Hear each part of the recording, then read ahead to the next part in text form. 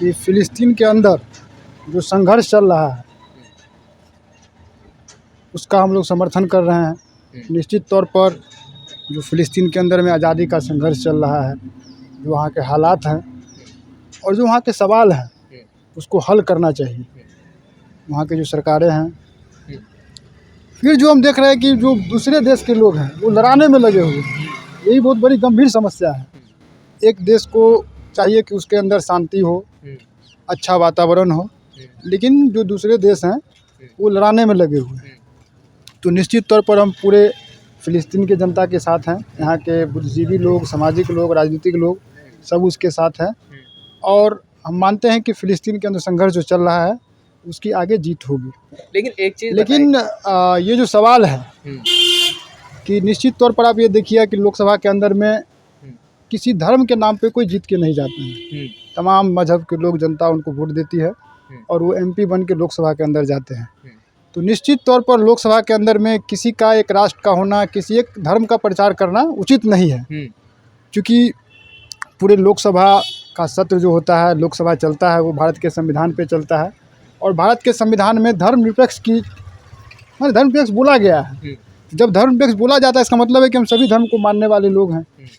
तो हम देख रहे हैं कि इस बार एक नई परंपरा की शुरुआत, इस बार कैसे पहले भी कई बार लोकसभा के सत्र में हुआ है कि कोई अगर मुस्लिम सांसद वहाँ जा रहे हैं बोलने के लिए या फिर शपथ लेने जा रहे हैं तो लोग जय श्री राम का नारा लगा रहे हैं। कई लोग तो जय हेडगेवार, जय सावरकर, जय हिंदू राष्ट्र, ये सब वहाँ सुनने में आ रहा है। कहा है बरेली से सांसद है। तो ये निश्चित तौर पर ये जो लोग हैं वो लोग संविधान को नहीं मान रहे हैं, संविधान को नहीं मानने वाले लोग हैं और वैसे लोग ही लोकसभा के अंदर में ये बर्ताव कर रहे हैं। निश्चित तौर पर हम देखे हैं कि जो ओवैसी साहब जिस समय शपथ लेने जा रहे थे तो लोग नीचे से जय श्री राम कर रहे थे, जय हिंदू राष्ट्र कर रहे थे। तो ये सब आमतौर पे नहीं करना चाहिए। ये सब संविधान कभी कतई अलाउ नहीं करता है, देश का नियम कानून भी अलाउ नहीं करता है कि किसी एक समुदाय को आप चिढ़ाने के लिए वो नारा लगा रहे हैं और ये लोकसभा के अंदर लगा रहे हैं। हम देख रहे हैं कि इसी मोदी के राज में पिछले पंचवर्षीय में भारत का जो लोकसभा था,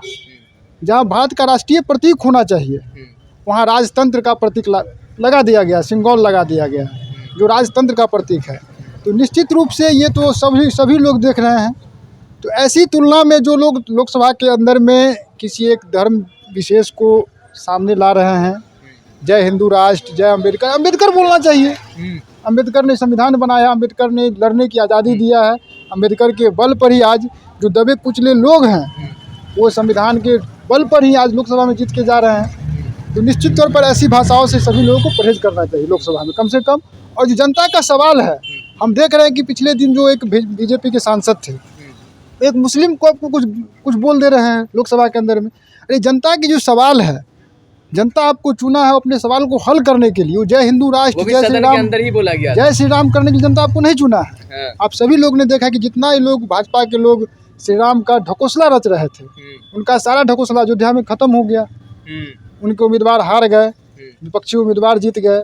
और सबसे बड़ी बात अभी हम देख रहे हैं, पूरा टीवी पर चल रहा है, पूरा सोशल मीडिया पे चल रहा है कि जिस तरह से भाजपा वालों ने राम मंदिर का नाम उछाला, वहाँ के जगहों का नाम उछाला।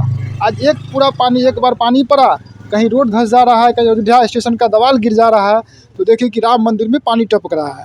तो ये साफ तौर पर जाहिर हो रहा है कि भाजपा ने भगवान के नाम पर भी जो है एक बड़ी भ्रष्टाचार को सामने लाया है। उस भ्रष्टाचार के जद में भाजपा के कई विधायक, कई एमपी, कई लोग हो सकते हैं। तो निश्चित तौर पर ये सब जो हो रहा है, ये सब की जांच होनी चाहिए, क्योंकि जनता का पैसा लगा हुआ है। लेकिन एक चीज़ बताइए, चूँकि असदुद्दीन ओवैसी सदन के अंदर जय भीम भी कहते हैं, जय तेलंगाना भी कहते हैं, जय मीम भी कहते हैं, उसके बाद जय फिलिस्तीन भी कहते हैं, तो इस बात पर इतना विवाद क्यों है? देखिए, हम तो साफ तौर पर कहें कि फ़िलिस्तीन के अंदर संघर्ष हो रहा है, उसके साथ हम लोग खड़े हैं। लेकिन जब लोकसभा के अंदर, चूँकि हम लोग भारत देश के हैं, भारत के लोग हैं, तो हम जय श्री राम भी नहीं बोल सकते हैं।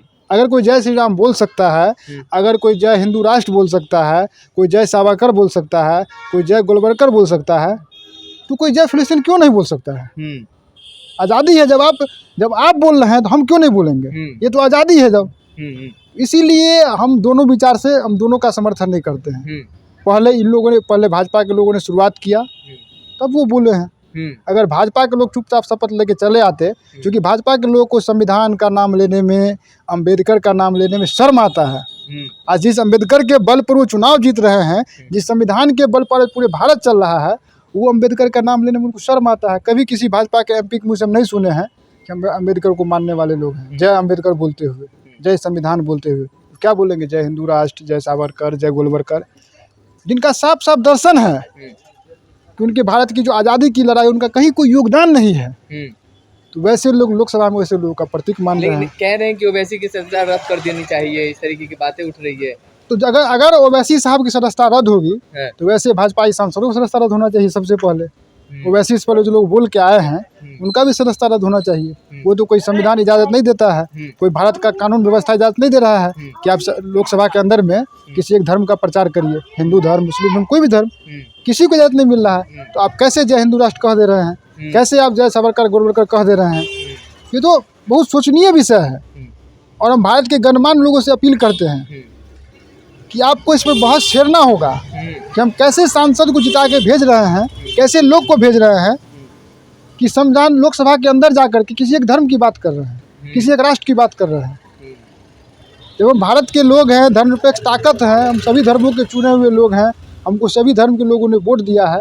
तो हमको भारत की जो सवाल है, जो बिहार की सवाल है, जो अन्य जगह की सवाल है, उस सवाल के अंदर लोकसभा में बहस होनी चाहिए। लेकिन लोकसभा में बहस क्या हो रहा है? हिंदू मुस्लिम, यही बहस पूरे लोकसभा में हो रहा है। रद्द करने की जो बात कही जा रही है उसको आप क्या कहेंगे? नहीं, वो बिल्कुल गलत है। अगर जो लोग इस तरह की बात बोल रहे हैं उनको पहले अपने अंदर देखना चाहिए कि हम क्या बोल रहे हैं, हम क्या बोल रहे हैं। ठीक है, वो गलत बोल रहे हैं तो हम क्यों गलत बोलेंगे?